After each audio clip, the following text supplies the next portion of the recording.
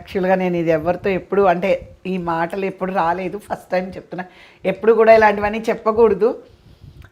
రామారావు గారు మాట వచ్చింది కాబట్టి నాకు చెప్పక తప్పలేదు. ఆ రోజు అమ్మ అందరూ ఫ్యామిలీ మొత్తం మార్నింగ్ అరౌండ్ 5:36కి వెళ్ళి రామారావు గారి పేరుతోని, తెలుగుదేశం పార్టీ పేరుతోని అమ్మ కుంకుమాభిషేకం చేయించారు.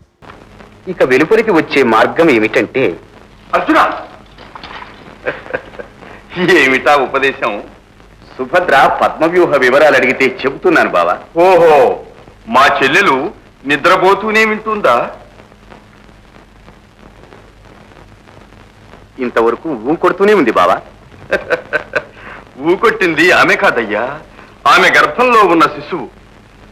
తనయునికి ధనుర్విద్యా విశేషాలు బోధించటానికి చాలా గడువు ఉంది. బావా, పుట్టబోయేవాడు తండ్రి పేరు నిలబెట్టే వీరకుమారుడేలే. అవసరమైన పనుంది, పద.